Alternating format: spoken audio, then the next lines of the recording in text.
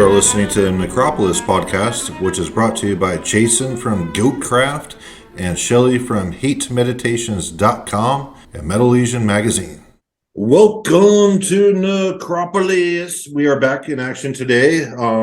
After a few episodes of slaughtering sacred cows and other things of that nature, we decided to go to the ultimate sacred cow, which is that legacy band that goes all the way far back as the Beatles to metal in general, where a lot of the main bands who stay in the headlines are bands from the late 70s, 80s, and early 90s who still take up the bulk of the news content. Like if you look at blabbermouth.com, you'll definitely see there's a great graying going on there. And I would say like the average age of someone featured on that website, as well as other publications and such, they're well over the age of 50. And especially at rock music, you have like people literally in their 70s still up there on stage playing youthful music. You know, they're not allowing fresh blood to really come in. Or if the fresh blood does come in, it has to be like derivative of their style somewhat. And but anyway, I figured today it would be a really good opportunity to discuss that legacy band. And the pros and cons, obviously more cons than pros, I believe. But I do have a wide range of guests today. I do have the co-host Shelly, who is from hatemeditations.com and Metal Legion magazine. Thank you, Shelly, for returning. Thank you. Good to be here. I'm gunning for blood today. Yep, let's cut down to the bone. And we do have Tyler. Tyler is still in, I guess, the Mediterranean. Hopefully, he was not attacked by any orcas. No orca attacks. We're doing just fine. But yeah, glad to join for today. Yes, sir. And we do have a special dissident guest on today. We do have the one Keith Preston, who is a well-known anarchist. He's behind the website attackthesystem.com, as well as a book of the same name. And I recently picked up one of his books. I haven't read it yet. It's called The Failure of Anarchism, where it looks like he's kind of criticizing other anarchists for essentially losing the anarchist spirit, I should say. But of course, he can elaborate on that much more. Thank you for joining today, Keith. Good to be here. Yes, sir. Yes, sir. So legacy bands still staying relevant today and taking up most of the headlines. I think that's like a symptom of like bourgeois capitalism, essentially. Especially you look at the bands that Keith listened to when he was growing up, which were the boomer crop of bands, and as well as metal. There's a lot of bands that still stay in the headlines, but they really haven't put out any good material in the past 20, 30, 40 years. So they're clogging up the industry, just releasing derivative album after derivative album, and they're really clinching on to staying relevant, well past their prime. In a lot of instances, it's very embarrassing to see them up on stage, especially like Motley Crue and other bands like that, where they used to play like glam metal, and now they're all bloated and old and trying to be sexy up on stage, and it's really, really sad.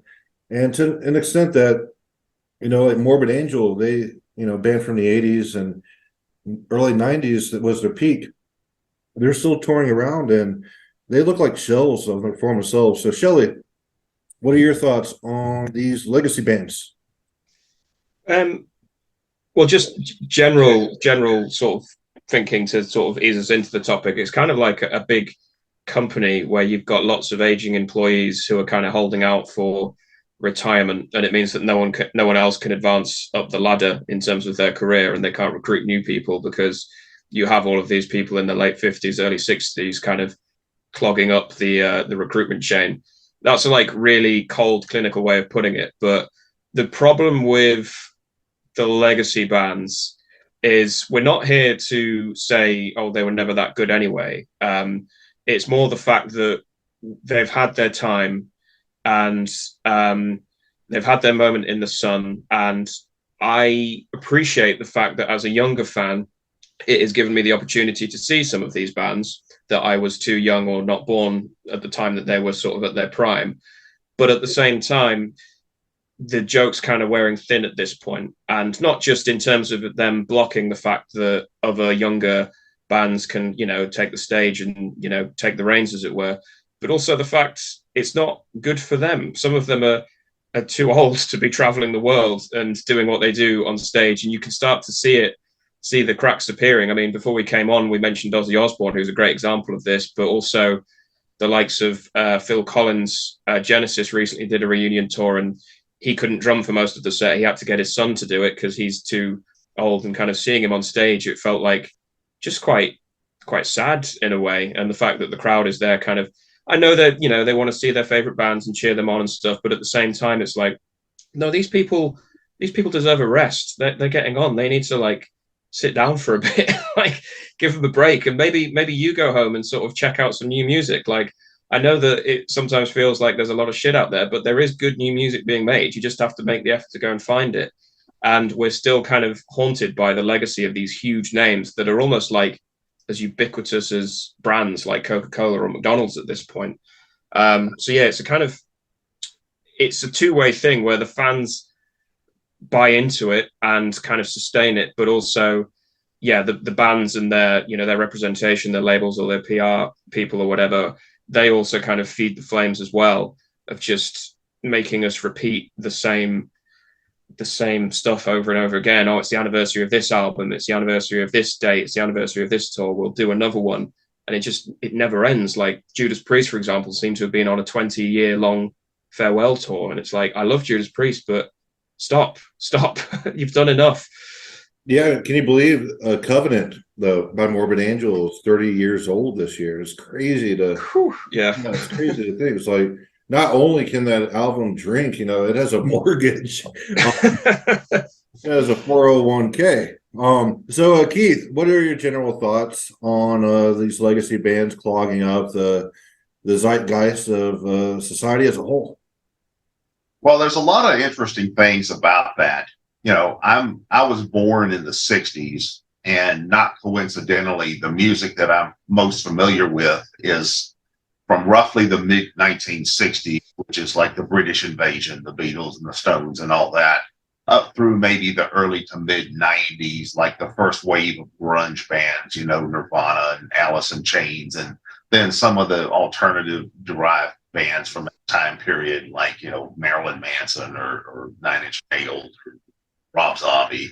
And I know very little about music after that, so that definitely reflects my age.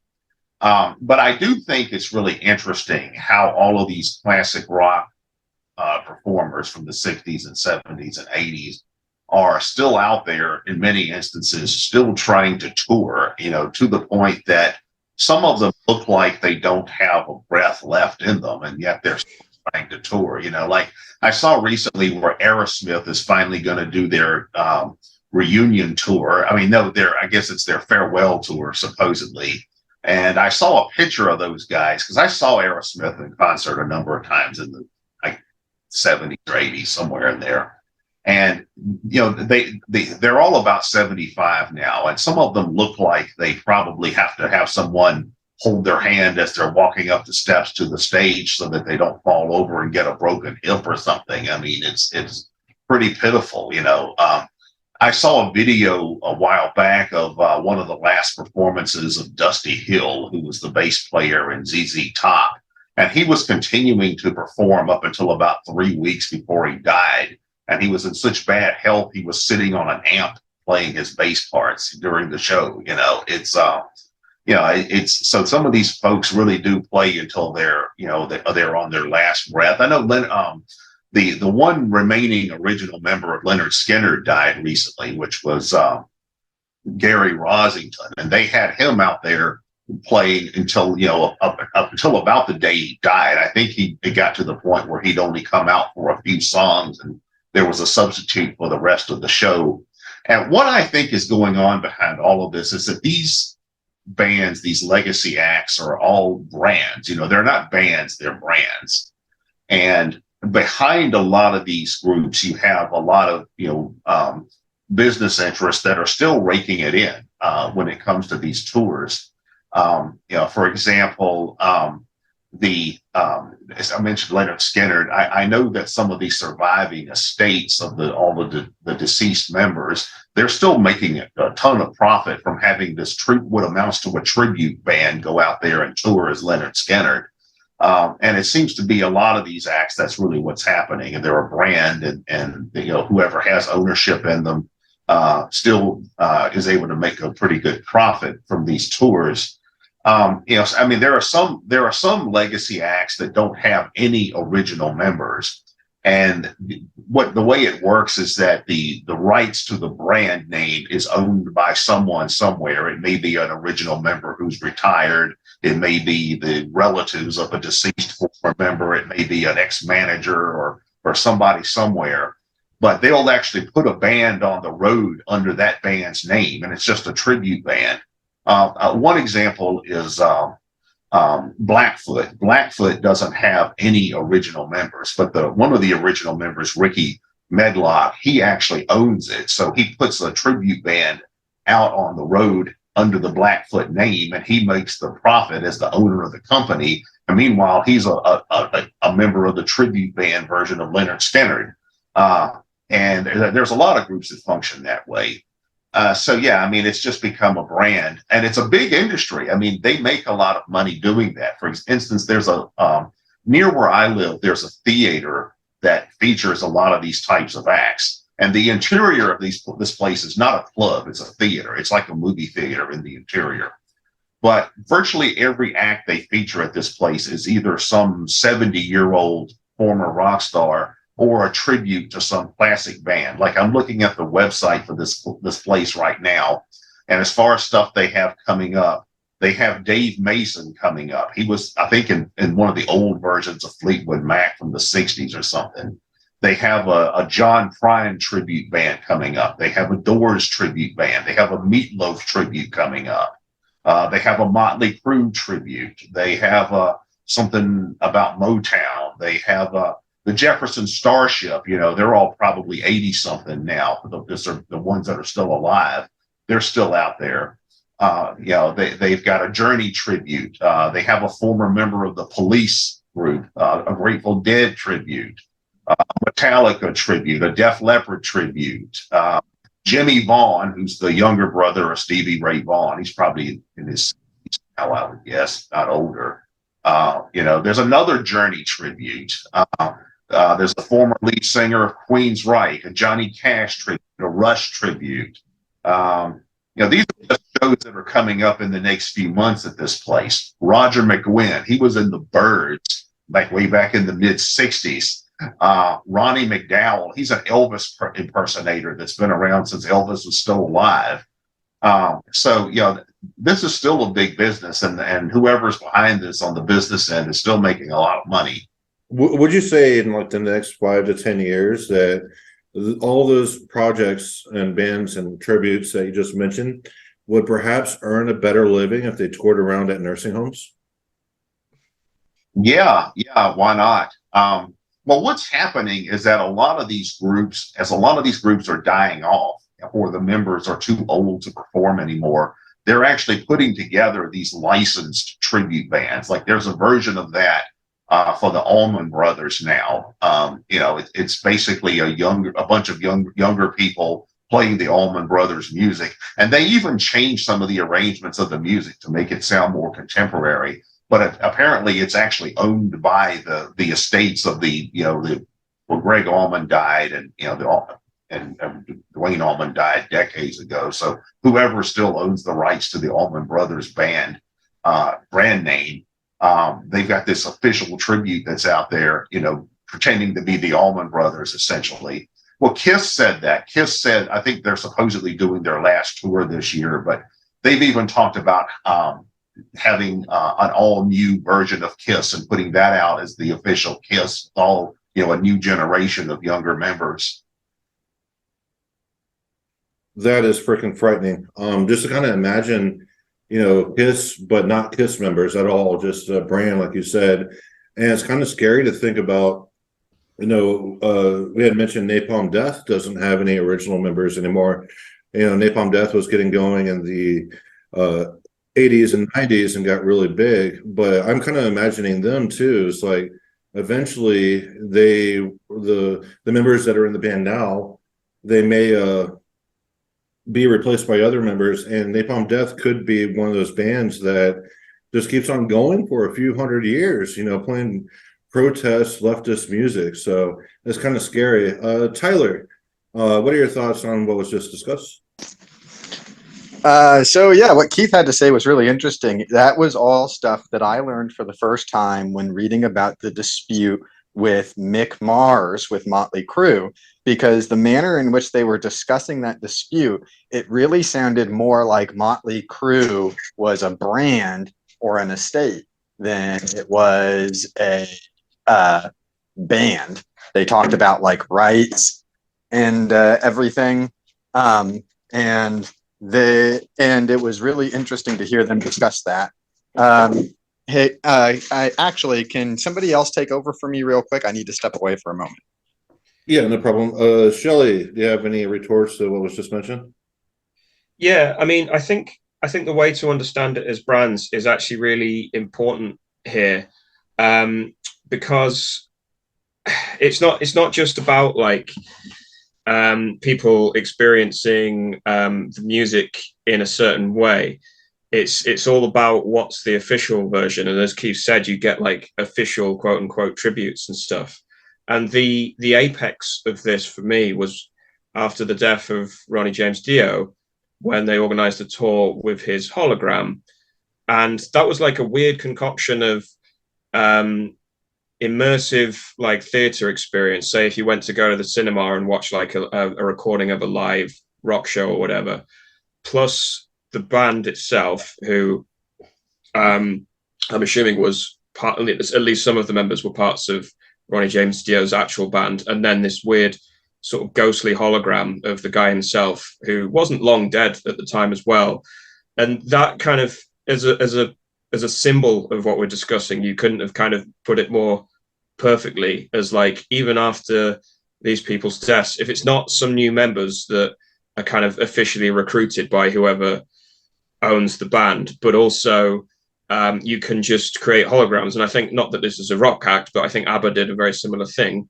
And it's almost like, what are you into music for? Because at this point, what we're discussing is almost, it feels more like the theme park end, the Disneyland end of music fandom, than it does the kind of music fandom that we're used to, supporting local bands, discovering new shit online, like buying up underground stuff, trading ideas, discussing the music in depth.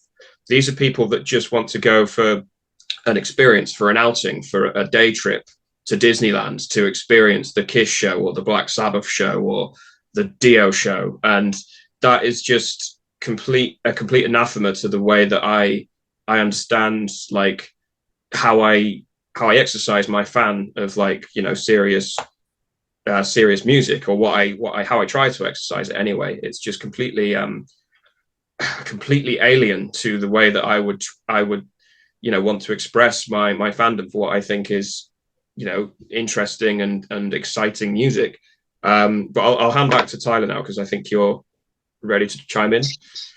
Yeah, and actually it was pretty closely related to what you're talking about, because we're talking about like major legacy bands, right? And I think this relates to them as well, but also coming at it from a perspective of someone who mostly listens to what could be roughly termed underground music. I feel like you also see a phenomenon of what you could call legacy genres, where you see old school death metal revival, 80s thrash metal revival.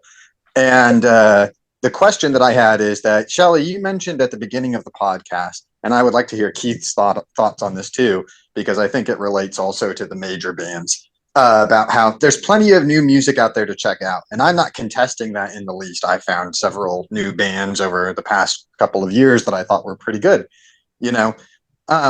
So I would say, my question is it the case that there is not enough good music of quality that's new, that's coming out, to keep people away from wanting to go back to the glory days of an earlier musician or an earlier band, or in some cases, like I just mentioned, an earlier genre? Or is it something like, because of the internet, you don't have that funneling effect that you had in past times where like a new genre or musical movement would come out, not even necessarily an underground one like death metal, but even something like Motown, where you were only going to get your information from music from a limited number of sources. So most artists would follow that movement. And so it became, well, to repeat myself, a movement with all the excitement, like, oh, a new movement is afoot that also gets listeners excited about something new and exciting. Well, in the internet days, you don't have that movement effect as much because you don't have to follow the leader, at least in the same ways like you did then. You have way more sources of information. You can go and get into all sorts of niche interests and decide to combine funk and Motown and death metal and dubstep all into one genre if you want to, and there'll be some audience for it on the internet. So there's none of that gestalt that can create those movements that get people really excited. And that can be cool for a lot of niche audiences, but I almost wonder if people go to those legacy bands or those legacy genre movements because without that gestalt that makes those movements for people to get excited about, they want to sort of experience that excitement vicariously through an already established movement or musician or band, if that makes sense. I know that was a lot of word salad, but I hope you guys understand enough to be able to provide some interesting answers. Yeah, no, it makes perfect sense to me, and I have quite a big answer to it, but I'll try and be very brief before I hand over to Keith. I think you put your finger on it when you discussed the internet and the way that music is now like distributed and negotiated via social media, in that anyone who is interested in music and has the talent to make it can do it far easier than they could do 30 odd years ago. They also have access to the entire body of like post Second World War music at their fingertips to draw influence from. So just to sort of give some anecdotal kind of information to sort of make clear what I mean, I grew up, or I became interested in alternative music in the early 2000s. And this might sound like a cliche, but there was a real sense that I had sort of missed history, because in the early 2000s, there was music around, there was things floating around. There was the tail end of new metal, lucky me. There was the fledgling emo scene, lucky me. There was, burgeoning deathcore, lucky me. So I got into metal quite quickly. But again, it was very much like the glory days of metal were long gone. And I was sort of looking back with nostalgia for, periods that I never experienced. And I think all metalheads go through this. Oh, I wish I was around in 1992. Oh, I wish I was around in the mid 80s and I could have experienced some of these bands in their prime. And as I got older, I really appreciated some of these bands reforming or doing one last tour, because I thought, well, I can experience these bands that I've obsessed over and listened to. And even more recently, I've started to become very disillusioned with that because, I sort of feel like it's blinkering us to what is actually out there. And the issue is not that there isn't great new music being made, it's that there isn't a movement that can coalesce around it, because the internet has made things so atomized. People don't have those collective experiences anymore. I think it's still possible to generate them, but there has to be the will to do so. So yeah, I think I wouldn't put a date on it, and I wouldn't put it all down to the internet. There are some other factors involved as well. But from, say, the birth of rock and roll back in the 50s through to maybe the mid 1990s, roughly speaking, was like the age of the rock star. And all of these other underground genres are kind of folded within that. But after that period, you get this kind of weird entropic flux where stuff is still happening, but nothing seems to be happening in the way, as you put your finger on, Tyler, with certain movements, like really grasping. There was no like 1977 London punk moment or whatever. There was just kind of lots of very specific subgenres and people messing around with like genre alchemy and so on. So I can see the attraction of all of these old bands coming together again and everyone rallying around the brand. But equally, I think it's time to put it to bed. I mean, I know it won't be, because we've already discussed the fact that the financial incentive is too strong, but philosophically, we need to put it to bed. Well, before we repose the question to Keith that Tyler had brought up about 5 minutes ago, but speaking about like Kiss and bands that are going to put together their own tribute, and in extreme metal, there are some quote unquote tribute bands. Like there's a spinoff of Venom where there's Venom Inc., and then there's Entombed AD, that went around a while, which had one other original guy from Entombed. He did his offshoot of that. And then you have I Am Morbid with David Vincent, running around playing Morbid Angel songs. Well, I saw Nocturnus as well. I think it was just Mike Browning, and the rest of the band were all. I mean, it's great because I loved watching Mike Browning play Nocturnus, and they played the key all the way through. But that was just the other members were all just, not in the original lineup. Correct. I used to play with them. That's why I didn't bring them up. But Sorry, The Pantera sorry, reunion. mate. Yeah, the Pantera reunion is another one, and then I think Death has one called Left to Die or something like that. That's doing touring. Death to All. They have two tributes. But Yeah, I think I've seen one of them. But... Tyler had posed a question to Keith if there was a lack of like good content being created by other bands, which is why the legacy bands just stayed in the spotlight essentially.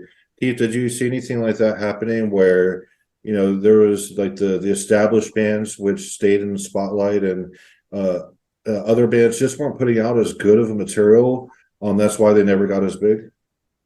Well, there's a lot of aspects to that. I think one thing about the legacy bands is that in terms of the branding, what those have now become is something kind of like a musical or something like the film franchises. Like, think about how many Star Wars film franchises there have been, films, that there have been under the Star Wars franchise, or Star Trek, that some of those, or Batman.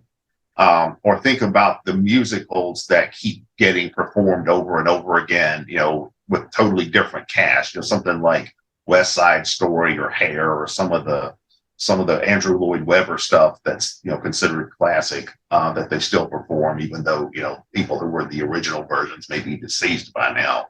And I think a lot of these legacy rock acts are kind of like that.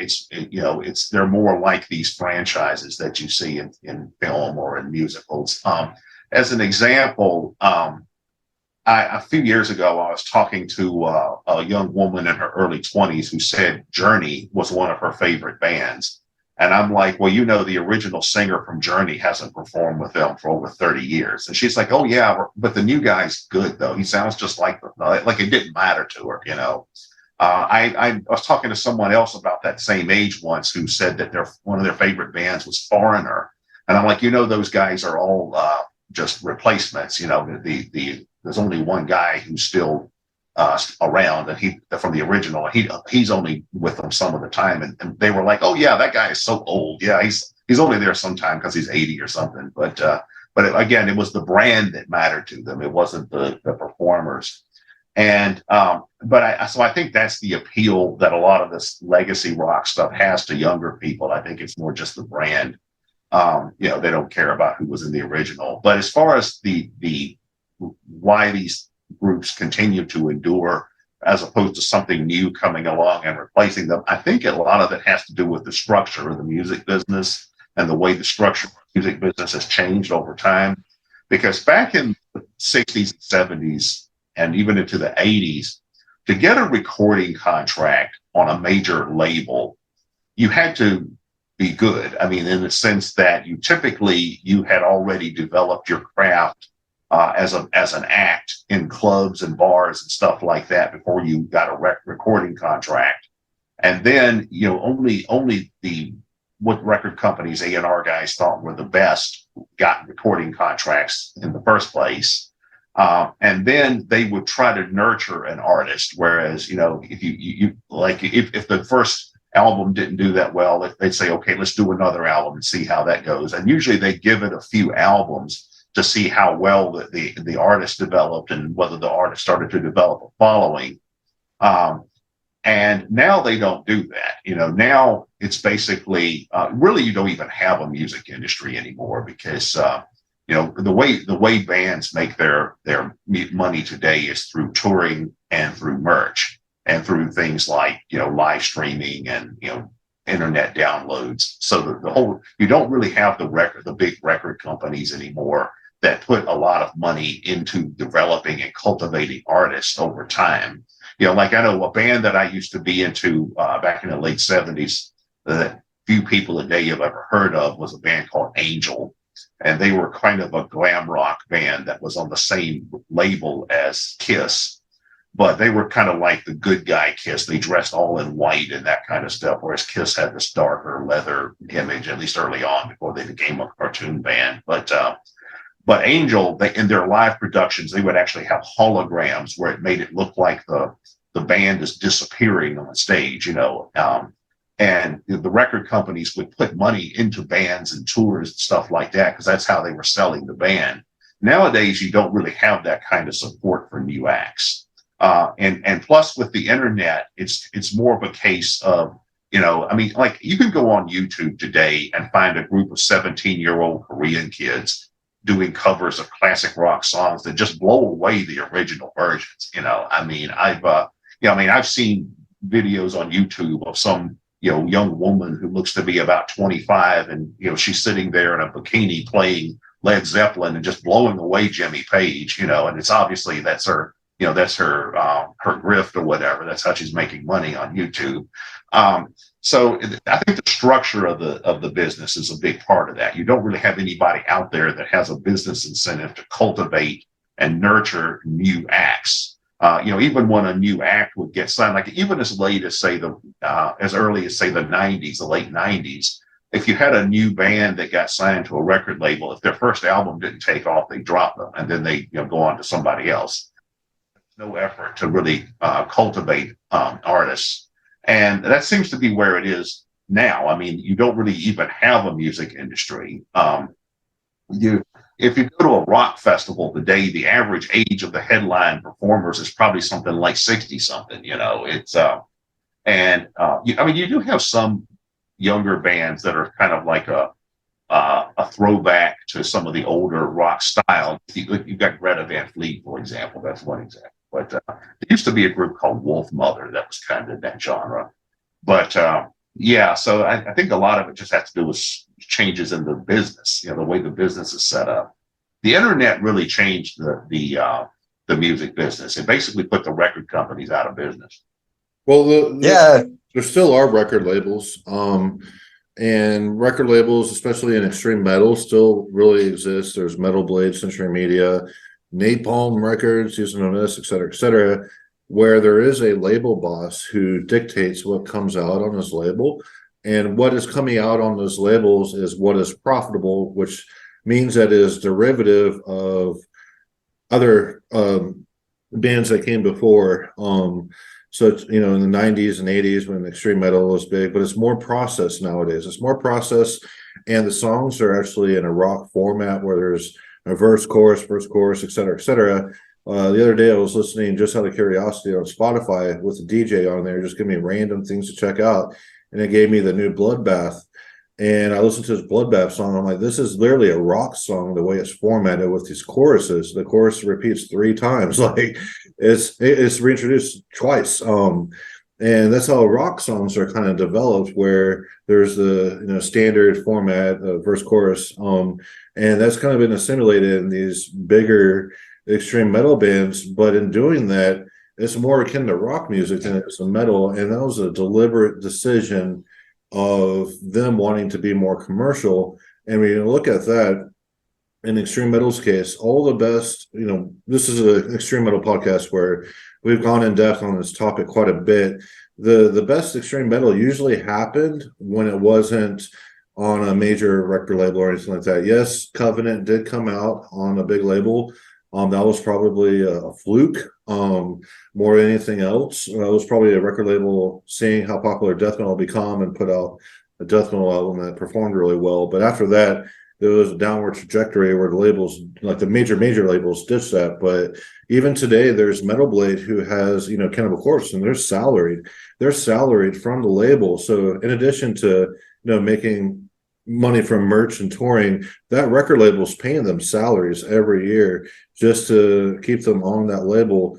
So even in metal, like extreme metal, which is not that profitable, and I said this before online, that some of these legacy bands like that want to just make money from music, they would have a better opportunity doing EDM, because there's way more money in EDM, electronic dance music, than there is in extreme metal.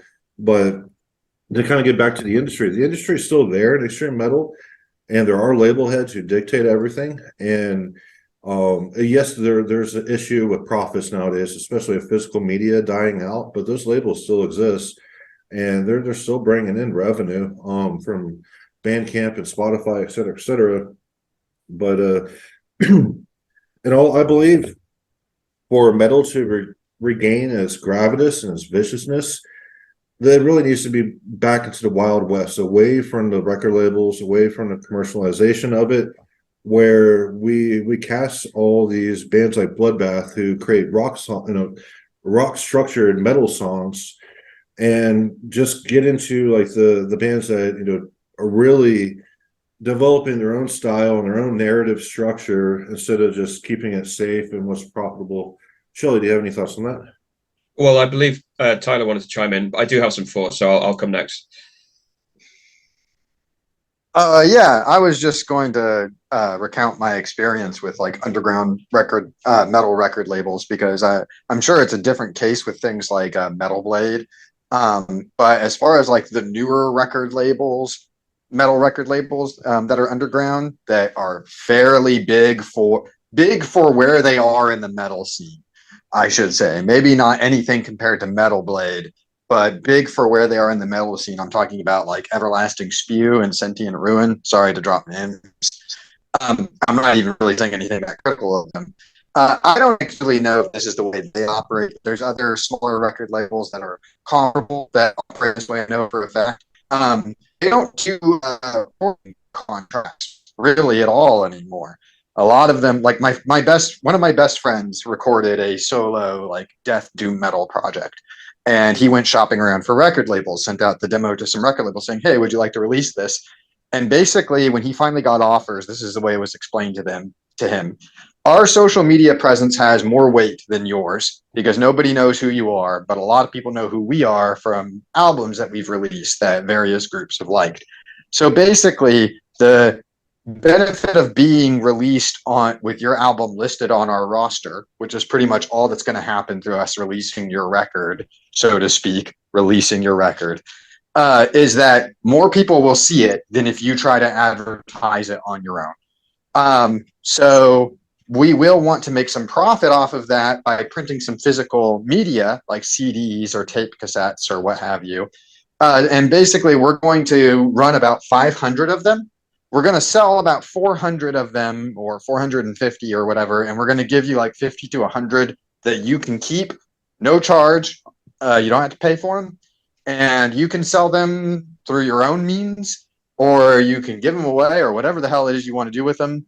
But yeah, that's the extent of our deal, so to speak. And that's like, I guess, really common for underground metal nowadays, is like that kind of thing. Because I have a worse anecdote than that, but yeah, I'm not talking about labels that small, but yes, they're even with labels that are that small, they still have a boss, label head who dictates what they're wanting to release, and it could be their specific flavor in the metal scene that they release. Like Everlasting Spew tends to release a lot of like throwback bands, like there was that Carcass clone that came out a while back and things of that nature. But I was talking more about the big bands, but even those little record labels, I mean, even the smaller ones, they still dictate what gets out there into the wild. And I think we need a completely different platform than having your music held hostage by a record label. And not to name names or anything, I've had a situation where I didn't sign a record label contract, and the label put it out. I didn't even get one copy of my album. I had to buy it myself. And I got no money. That's awful. Yeah. And so there are situations like that where you're just gonna, accept life as it is, and they realize like, well, these people aren't turning that much money on your music, therefore they're trying to gain as much as possible by not giving you any compensation. But when it comes to like the bigger record labels and what they're signing, because what you're discussing of like Everlasting Spew, they're really going to like the minority of extreme metal, where you have your diehards who are into specific forms of like 80s and 90s extreme metal, whereas these label heads, like with the big labels, They're wanting the more commercial side of metal. And the thing about that is, with that, where there is an opportunity to make money, because you see Cannibal Corpse, Metal Blade being salaried, there's going to be 1,000 Cannibal Corpse clones thinking that if they play in that specific style that's easily digestible, that's right for consumption, mass consumption, that they can turn a profit as well. I played with a band back when I was 19, and they only sent the demo to Metal Blade. That's because they wanted to make it, quote unquote. And of course, they didn't get signed by Metal Blade. Never tried for another record label. It's just this a shitty mindset where I think metal needs to go back and just be like the Wild West. I think it needs to be communal. Like you look at the Norwegian black metal scene before that exploded, that was communal. It was all around Euronymous and the zeitgeist of refusing to play death metal and wanting to be more extreme and less fun and more satanic. That's like. Sorry, Jason. Am I all right to come in? Yes. Yeah, just to come off on that, like, I don't think I wouldn't pine for the days when major labels held sway over what got big or what didn't. But there is something to what Keith mentioned earlier in terms of the fact that they had financial clout to invest in certain artists and basically nurture certain artists so that they could, hone their craft and create the identity that they did, which is why they created these bands that turned into brands, but they became so resonant with so many people. And there's something to the idea that nowadays labels don't serve that purpose, not just because they're smaller and there's no money involved, but it's because any guy can set up a label in their bedroom with, as long as they've got a fairly decent broadband connection and they have the sort of will and ability to just, do some shilling. And anyone can do that with a band. They can do their own promotion. They can do their own distribution. They can try and gain the social media following. And there was also, as well as like labels, there's PR companies. There's people whose job it is to literally shepherd musicians around from tours to various interviews with magazines and things like that, who are again these sort of middle managers of the music industry that are in this day and age completely superfluous because we have direct access to artists through their social media profiles and stuff. So to some extent, I can see the value in generating a kind of community around a record label if someone wants to push a particular style of, and not just metal, but this could work for any music scene. If someone wants to push a particular style from that music scene through their label, then that certainly has a place. But it needs to be very clear that it's not a label in the traditional sense, in that they're not going to front the money for the recording. They're not going to, try and nurture the band or come back or have any kind of involvement in the creative process. Some might say that's a good thing as well. They're just going to use their social media clout, maybe front the money to, do a run of 500 CDs and a few records or whatever. And, call it a day. And then, it'll be the next cycle of releases and so on. But that isn't what that's not the traditional idea of what a label was. So I am kind of in favor of what you're saying, Jason, in terms of going back to this, like, anarchic kind of structure where, I was thinking specifically of like tape trading in the 80s, where it was very much word of mouth, got bands around. And yeah, some bands started to gain more headway but you would know that it was kind of quality control because the people that are exchanging this music and engaging with it actually kind of know what they're talking about because they engage with it all the time. So the bands that gain clout within that scene, that they might actually have something to them beyond, over and above some other bands. And I think we tend to forget that a lot of these legacy bands, they're just the ones that made it in terms of the collective memory. Like for every Motorhead or whatever, or for every Venom, for every Judas Priest, Leonard Skinner, name any classic rock or metal band, there was a horde of like imitator bands, and every label would try and invest in their own little version of Kiss or whatever. And none of them made it, and we don't remember any of them because they didn't make it. But that kind of follow the leader attitude was pervasive, in the pre-internet days as well. I think just now we're much better placed to kind of spot it when it happens. But yeah, it does mean that there's no longer that kind of, what's the word? There's no longer that kind of collective memory around particular acts or whatever. Yeah, we're definitely experiencing the death of the rock star, literally, because they're so old now and they are starting to croak. And we do have instances where there are bands with no original members anymore that are essentially tributes.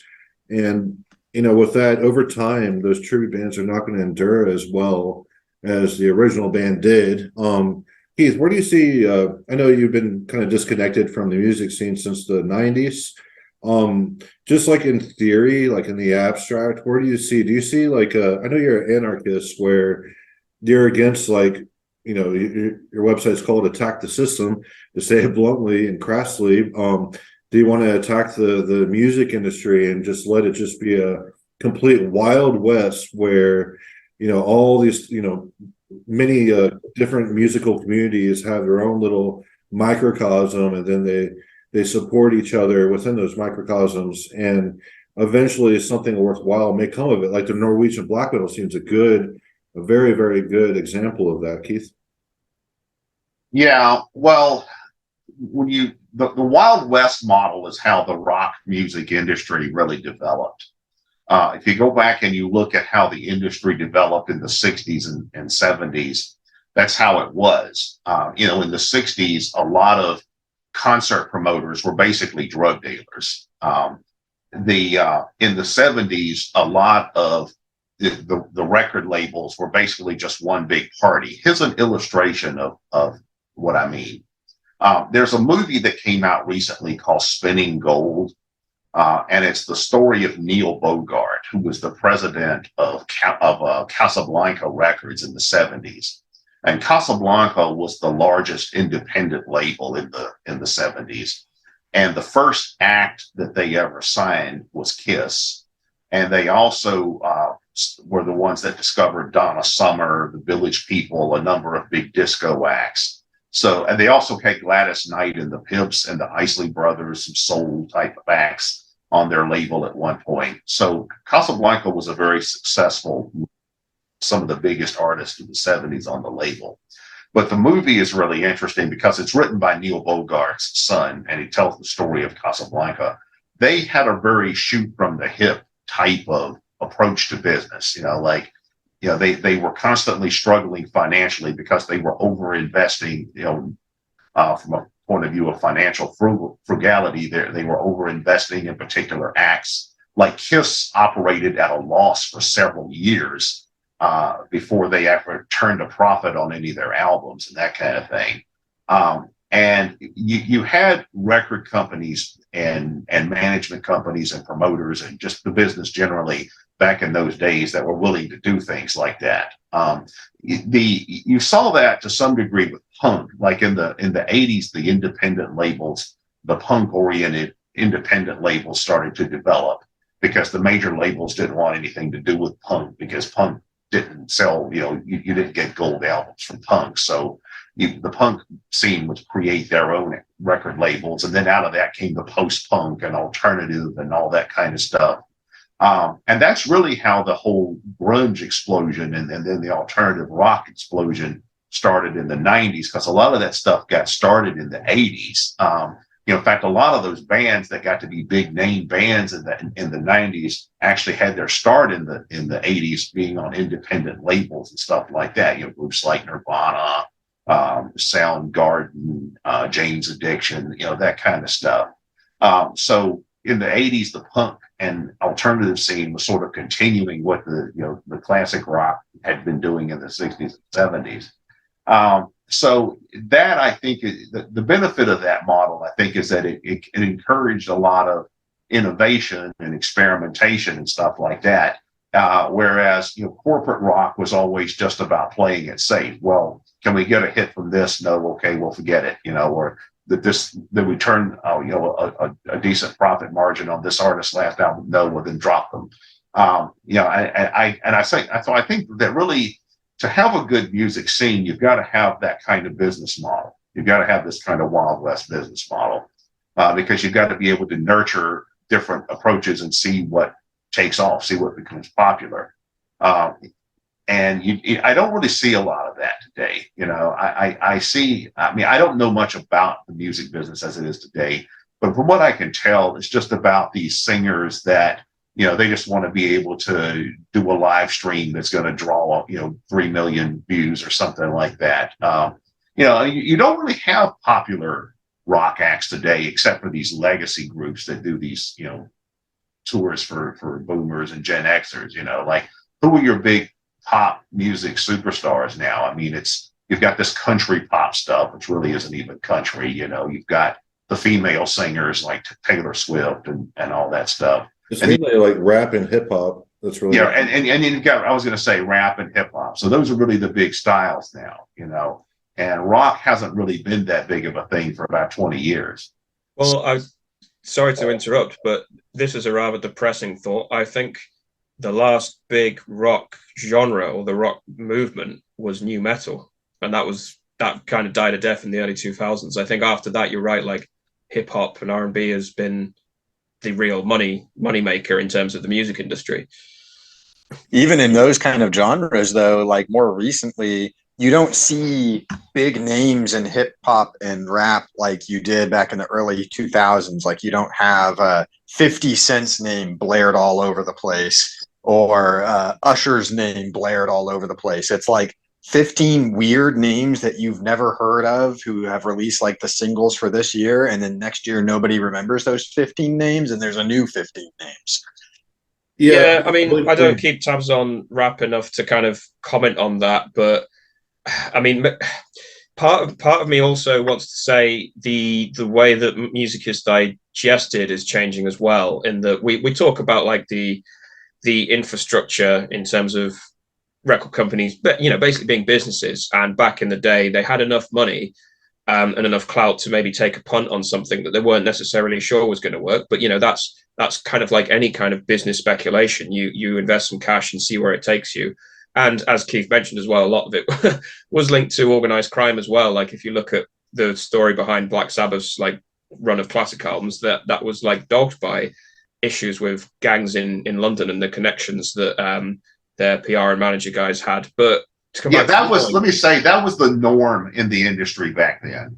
Like Black Sabbath's management, the Arden family that was Black Sabbath's management. They were the British mafia.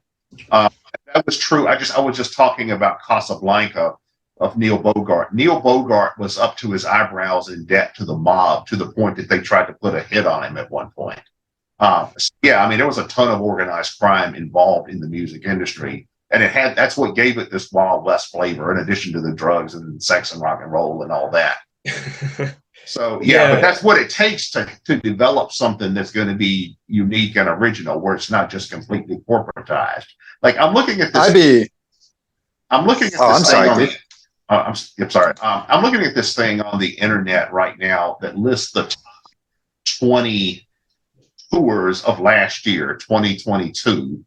The biggest grossing tour was something called Bad Bunny. I don't even know what that is. Is that a band or a musical or something?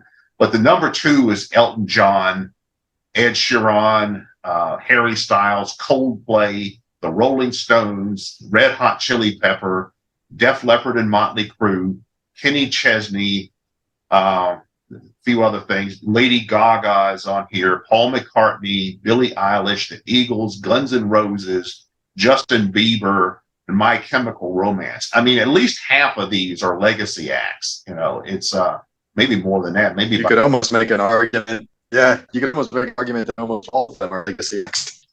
Yeah, I mean, three quarters of these acts, or at least half the 3/4 of these acts, were around when I was, say, a teenager, like in the early 80s, early to mid 80s. Elton John, Paul McCartney, the Stones, the Motley Crue, Def Leppard, Guns N' Roses. That's the Eagles. Well, you could make a case for My Chemical Romance being a legacy act at this point. Like they were big 20 years ago. I was going to say they're like. They're over 20 years old. By standards that I heard of when I was a child, it's classic if it's over 20. Well, even Lady Gaga. yeah, Lady Gaga's been around for what, like 15 years or something now, you know? Yeah. I mean, that was, yeah, I mean, when I was 15, an act that had been around for 15 years would have been a group like the Stones. And that would have been legacy back then. You know, I remember the Stones going on tour for the Tattoo You tour in 1981. Everybody made a big deal about how old those guys were. You know, they were in their late 30s and early 40s. I remember Alice Cooper going on tour around 1986. This was after he sobered up and he hadn't done a tour in about 5 years. And my friends and I went to see him, and we were talking about, yeah, that dude is so old now. What is he now, like 38 or something? You know, yeah. I mean, the idea that he would still be performing now when he's 75 it would have been unthinkable. Well, I saw him in 2009, and again, I thought, well, he's pretty old, but we've also got Twisted Sister and Kiss on the same lineup, so whatever. Like, I mean, even Justin Bieber, I mean, he was like a teeny bopper, you know. What is he now? Probably pushing 30 or something in age, you know. So yeah, but he's been around for. I mean, yeah, but you're right. Like back in the day, I'm using that term very vaguely, but festival lineups will be filled with bands that have just exploded. They've been going for a handful of years, and a label has got hold of them, and they've managed to gain some traction, and they're on the up and up. But they're still very much current. They're in their early 20s or whatever. They're sort of young and fresh. But then now you look at festival lineups from sort of the late 2000s onwards, and it's unusual to see a band that's less than 15 years old. So I mentioned before we started the podcast, I'm currently looking at the lineup for Hellfest, which is one of the biggest metal and rock festivals in Europe, for 2022. And just some of the names on here again: Deep Purple, Faith No More, Nine Inch Nails, Guns N' Roses, Metallica, Alice Cooper, Deftones, Obituary, Sepultura, Mayhem. Like none of these bands are remotely new, and I think we've kind of forgotten the fact that it used to be really unusual to see bands that were a decade old on a festival lineup for a festival that theoretically would have young people attending. But some of these festivals now appear to be kind of theme parks for aging rockers to take their families to, and you know that has its place. But I think we've forgotten that this was alternative music that was kind of edgy and dangerous and underground, and was supposed to engage people in a more profound way than what this is, which is essentially Disneyland for slightly alternative people. And they'll buy the merch, they'll buy mugs, they'll buy jigsaw puzzles, they'll buy themed calendars. I mean, Kiss were kind of ahead of the curve in this, but now every one of the bands on this lineup are releasing their own kind of brand of duvet covers or whatever. And it does feel a bit sickening in a way. I mean, we all know that, you know, the promise of counterculture is always absorbed back into the capitalist system and kind of churned out as empty consumerism. We know that happens. It's inevitable. It's just what happens in this system.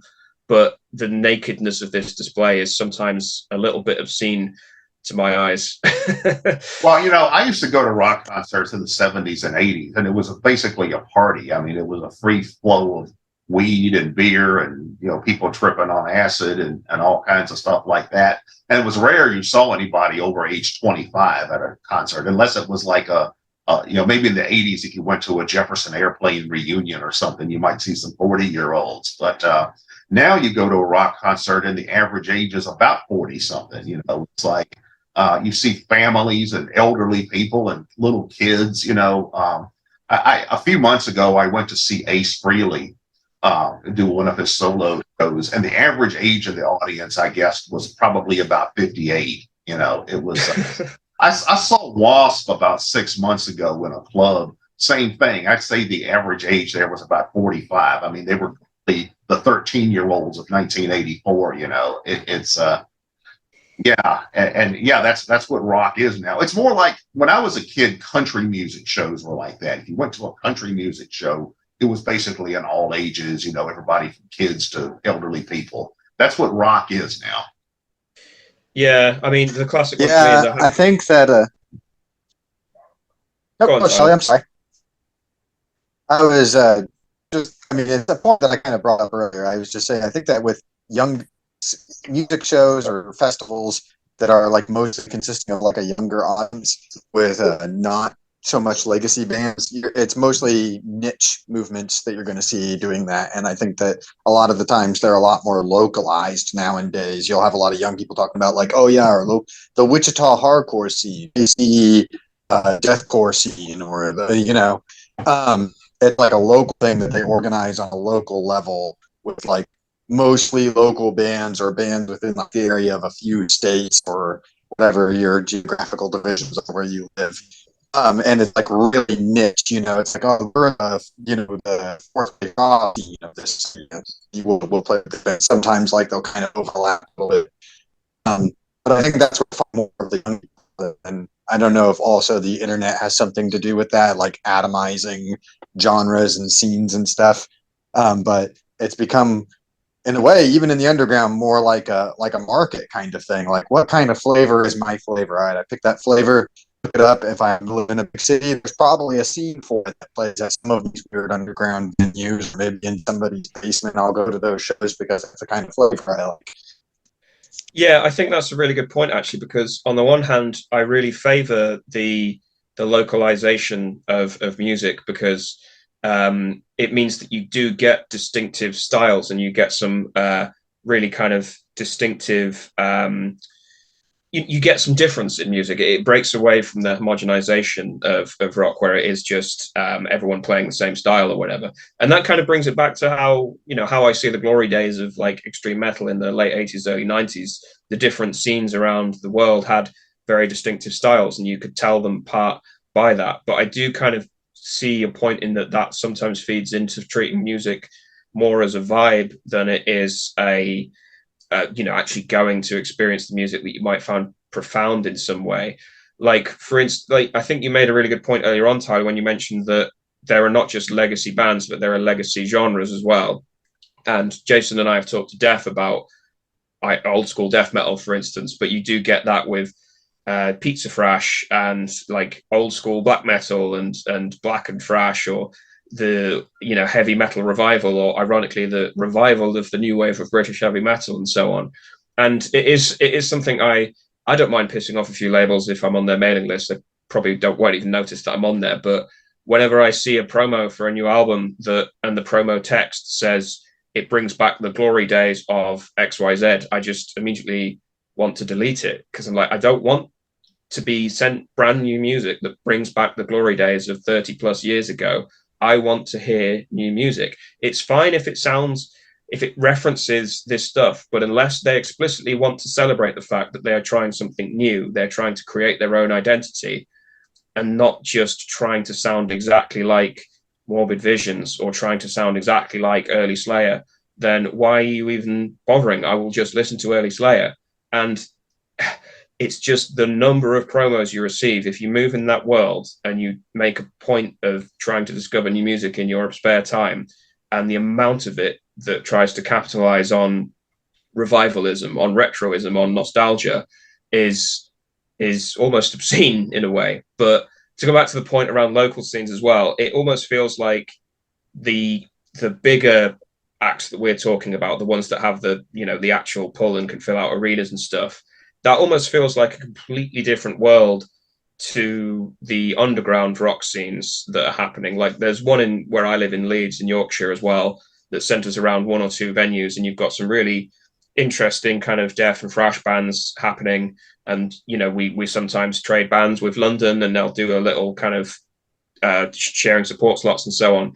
And I do love that, but it feels almost like a different world to this Hellfest lineup that I'm looking at, to the point where it's not even related. I know that the music is roughly the same and it all comes from the same lineage, but it's not even related to the local gigs that I go to, where they're just, one is Disneyland, the other is just my local pub. They're like completely separate experiences. Would you say it's like it's been like 20 years since I read the book, but Brave New World, where there's two classes of people.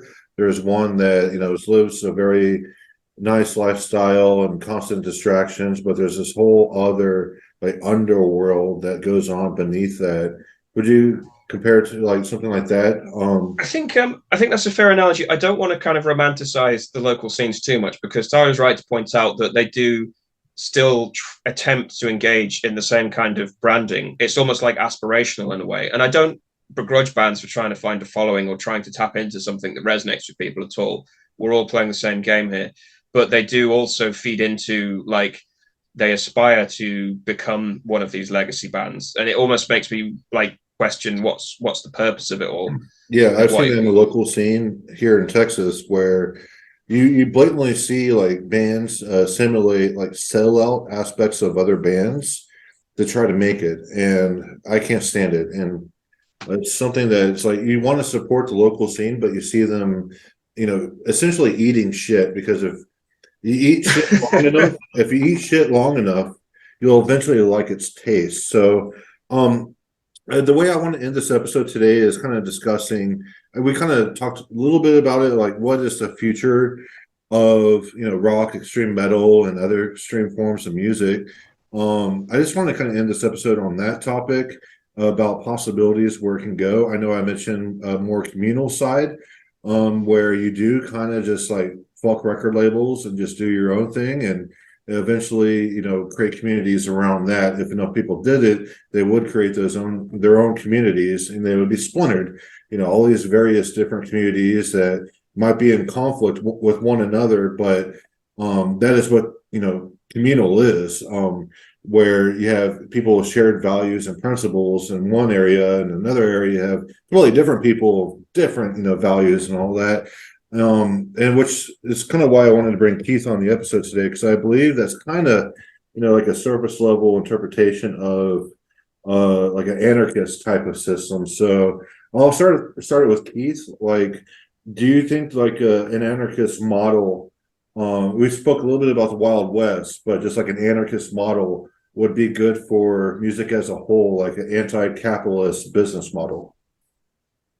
In a word, yes. That's how some of the best music was generated. I mean, I mentioned how, a lot of the best promoters and record labels in the 60s, 70s, and 80s were either, organized crime or drug dealers, or this was true of rap as well, or it was the punk labels. And the punk labels, a lot of those tended to be more just about, we just want to get this music out. It's not about making money per se. If we make money, great, but it's more about promoting the music. And a lot of the alternative rock labels were like that, like Sub Pop and some of those, they started out with that kind of ethos. So I think it really has to be like that, because you have to have people that believe in the product. I think for, to generate a quality music scene or genre of music, you've got to have people that believe in the product, where it's not just about what's going to turn a profit in the short term by copying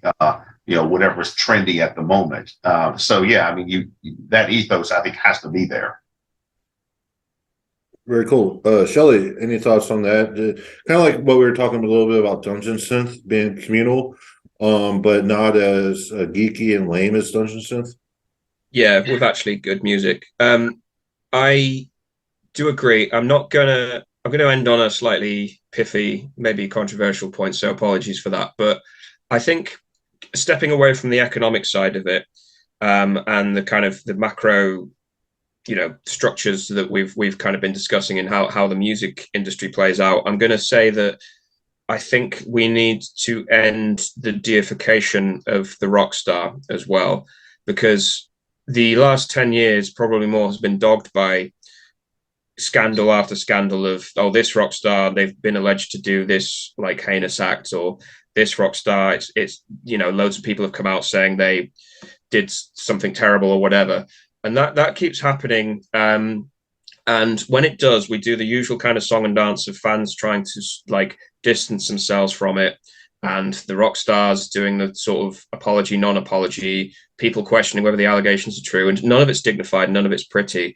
And I think rather investing so much of your personality in who these rock stars are as people, I think we need to step away from that and just realize that, like, I think Ozzy Osbourne's a clown. I don't care what he has to say on any particular subject whatsoever. I think he's an old clown that has lived a very colorful, fruitful life, and he has contributed to some music that I find very profound and has really enriched my life, but I do not give a jot about what he's like as a person.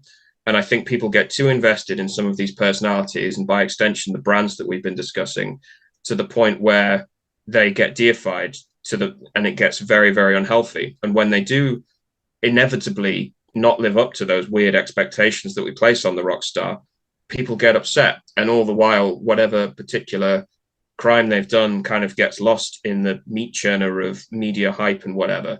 And I think if we just remove that and just accept that musicians are people, they're very good at a particular thing and they have a particular skill that we really appreciate. But that doesn't mean that we need to be remotely interested in their opinions on anything, any other aspect of life, or even be that interested in who they are as people.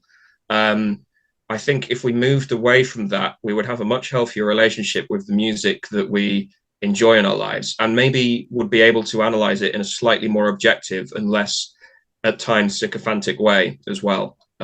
So that's my 2 cents.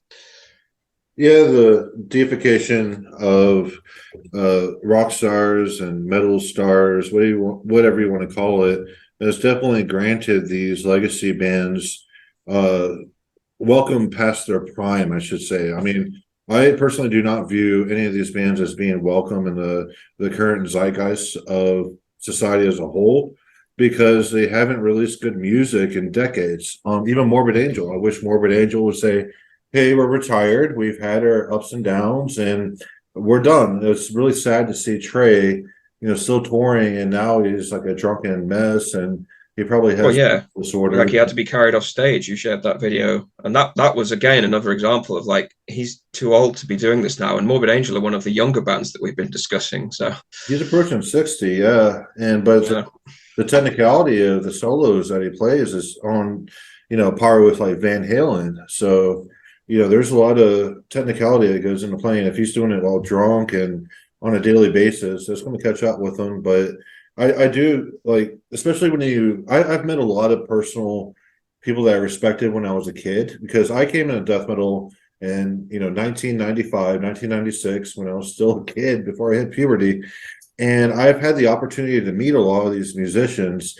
And when you meet a musician that you really respect, as a musician, but you meet them in person, it's always a fucking letdown. Like, I met Attila from Mayhem, and Attila hung out at my merch table after I played at a festival, and he was just taking morphine pills, and he was incoherent, and he was a really cool guy before he was all doped up. But, really, like, I feel like we definitely need to end the era of the rock star.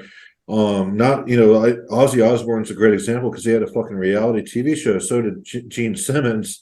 You want to talk about capitalism and trying to stay relevant in the social zeitgeist. But I think we definitely need to end the rock star, and I also think we need to end the record label as well. I mean, sorry, I'll let you hand over to Sarah in a sec. But yeah, like I move in like the local music scene here, and local like goth and metal scene, and like that is my world. And most of my friends are musicians and stuff, but it's a really communal feel, and we all come at each other as equals, and we all respect the music that we make and stuff, but we all realize that like we're just fucking people. We're not gods for doing XYZ. Like, not to make you feel uncomfortable, Jason, but I think you're a phenomenal pianist, and I listen to Goatcraft in my regular listening rotation, and I absolutely adore your music. But that doesn't mean that I deify you in any way. I think you're just a guy, you're a friend, you're a flawed person just like the rest of us. And I think that's what we need to move away from, is like, you're just a person like the rest of us. I really respect you and like you, and I respect you as a musician, but not this weird kind of godlike thing that we tend to do with the Van Halens and the Motley Crues and the Ozzy Osbournes of the world. I will say, back when I was in my early 20s, I did have a fucking ego because I knew I was better than everyone else. But since then, I buried that. But anyway, Tyler, how do you see like not like a utopia, like a dystopia of music, I should say, which would be a lot of different communal factions creating their own thing away from money, because once you commercialize something, you make it digestible for the masses, therefore you don't have genuine expression. What do you think about like communal societies, no money to be made in the music that they're doing, just kind of rallying behind each other, away from record labels and all that? Or do you have a different model that you want to present for the future of music? No, my thoughts on the future of music are kind of a blend of what you and Shelley and Keith have had to say. So I do think that moving away from the major record label model and moving away from the rock star model, so to speak, are both necessary. The problem that I have with the individual communities, or I should say the niche communities that you see today, is that they still stifle creativity. Like talking about Dungeon Synth was a good example to bring up because Dungeon Synth is largely recycling and regurgitating past tropes. And even if they do it in novel ways, those novel ways are just a rearrangement of already existing elements, which can sometimes result in quality art. But it's not creativity on the level of what you saw with creating something that without being novel in a superficial change like technique, but like actually stating something creatively you saw in like early death metal or black metal. And I think that if you want to see that kind of creativity rise again, what's going to need to happen is like the entire abolishment of the music scene structure in general. I think you're going to have to move towards something where artists purely put out music for those who they feel can understand the experience they're trying to communicate, which I think was an ideal of early black metal, and don't engage in any traditional means of promotion. You're going to do something where basically, maybe not this radical, but just for the sake of illustrating my point, you are only spreading word of that music by word of mouth. And the people who want to go through the effort of finding out where that music are and thus proving their dedication are going to be the ones who show up.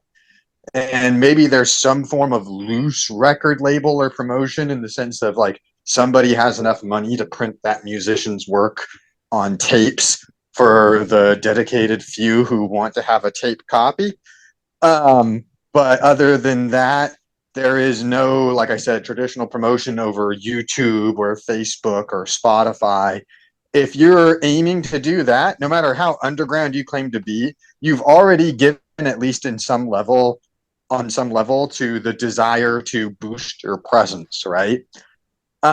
Which is, to me, in today's, there are times I think in history where wanting to boost your presence could be something that was a sincere desire on the part of musicians who were actually creative. I think that we have entered into such a creative wasteland with modern music and the way that the internet has changed things that you almost have to be too radical about it to try to restore creativity. You almost have to say, well, maybe that isn't entirely a bad thing, but I'm going to avoid it entirely because I'm dedicated to the mission of reigniting creativity within underground music. Well, the best creatives in music have been radicals. They're the ones that, transformed the medium that they were operating in. They moved mountains. You look at Beethoven, you look at Wagner, et cetera, et cetera. Anyway, when we wrap up right now, Keith, I want to thank you very much for joining on today's episode. Keith is the anarchist above all other anarchists. He is really ready to always eat his own when he sees them conforming to non-anarchist modes of thought, and he's the author of The Failure of Anarchism, the guy behind attackthesystem.com. Keith, I want to thank you very much for joining today. Yeah, it's been a pleasure. Yes, sir. Had a lot of fun. Shelley, always a great pleasure to have you on, and hopefully your wife keeps the whatever in her oven. I'm sorry, I had a couple beers, but hopefully she keeps it in. So your my spawn is what you're referring to. Yeah, the way you originally told me is like, hey, I just bought a house. It's going to be the breeding grounds, and I thought your wife was just going to lay her eggs in a pond in the backyard, and you would go fertilize them. But that's turned into a reality. So the spawn is coming soon. But hopefully she keeps it in a little bit longer. That way we can chat next week. Thank you, Shelley from heatmeditations.com and Metal Legion magazine. Yes, we have been breeding the spawn. No, thank you very much, guys. It's been an absolute pleasure. Yes, sir. And thank you, Tyler, somewhere in the Mediterranean. And you probably hear that off a spotty signal today. Tyler, always a great pleasure to have you on. Yeah, thank you very much. Yeah, sorry, I should be better for our next episode. All right. Yeah, we'll talk to you next week and barely make out what you're saying. But anyway, thank you for listening, and definitely check out attackthesystem.com by Keith Preston here, as well as hatemeditations.com, and subscribe to the YouTube channel of Hate Meditations, and definitely ring that bell or click the bell to get the notification or whatever. Cheers, and I hope you all had a good listening experience.